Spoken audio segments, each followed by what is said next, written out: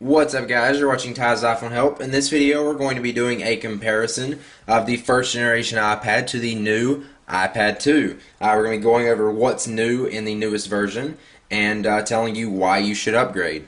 So first off, it is all about design. The new iPad is so much thinner, it's sleek, it's just got a great feel to it. And it looks really nice and feels great in your hand. So first off, the first generation iPad is actually 13.4 millimeters thick compared to the second generation iPad, which is only 8.8 millimeters thick. And you can definitely see the difference on that. I will hold these up together.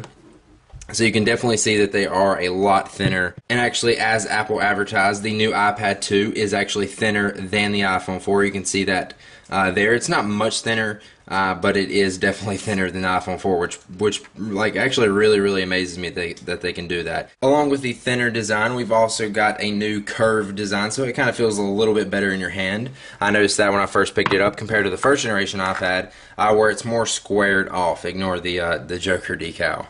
Of course, the new iPad 2 comes with a front-facing VGA camera and a back-facing 720p camera. And these can both take photos and videos, and that's really great for FaceTiming. You've got iMovie, and you even got photo booth compared to the first generation iPad where you can't do any of those. So you're going to get some really great video editing. You'll be able to chat with your friends and take some really great pictures with the new iPad compared to the first generation where you can't. So both iPads are the same price, except now you can get the first generation for actually $400 brand new from Apple, or $350 refurbished. All the same models, all the same gigabytes in size, but now you can actually get it for AT&T and Verizon if you choose the 3G model. I myself actually got the Wi-Fi 16 gigabyte white model. But now let's talk about specs, what the actual geeks really look forward to. So the first generation iPad has a 1 gigahertz Apple A4 processor, whereas the new Apple iPad 2 has a 1 gigahertz dual-core A5 processor, so it's definitely a lot faster. You're going to get 9 times faster graphics on this thing. You're going to get 2 times the CPU, and with the iPad 2 they added in a 3-axis gyroscope, which will make for some great games. I'm really excited to see what comes of that. So that's what's new in the second generation iPad compared to the first generation.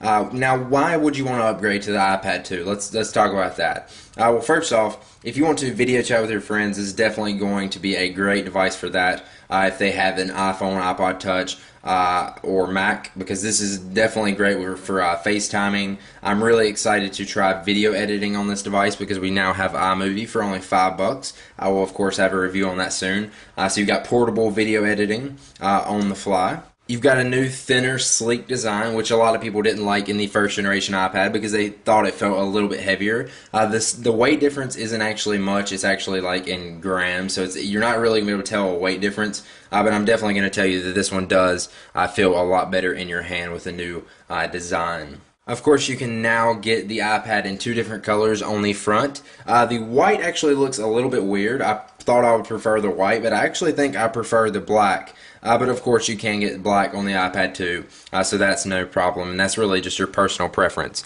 But altogether, I definitely like the iPad 2 over the iPad first generation. I would definitely recommend upgrading. It's not a necessary upgrade, but I know a lot of people were actually waiting to get the iPad 2, and they didn't get the first generation iPad just because they wanted cameras, they wanted dual core, and they wanted just great gaming on a great device that's thinner and lighter and easier to carry around. So there you go, you have it. So if you don't necessarily need a camera on your iPad because you have one probably on your phone anyway, or you're looking to have a sleeker design, or you didn't really like the design of the first generation, I would definitely recommend you go with a cheaper version of the first generation iPad. You can get them refurbished or brand new for $400 from Apple. And actually, a few people told me that they just bought the iPad first generation.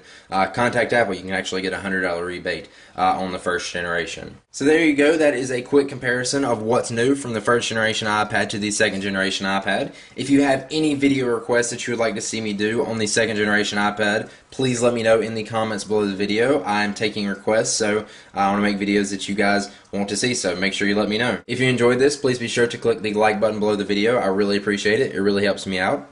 and hit the subscribe button above the video so you will know when I release new videos on the iPad. If you want to go check out my iPad unboxing, I will link it at the end of this video. Lots more videos to come on the iPad 2. Thanks for watching this video, and I will see you guys in the next one. Peace out. There we go. There's the brand new iPad 2. I'm super excited. Alright, so there we go. Check it out.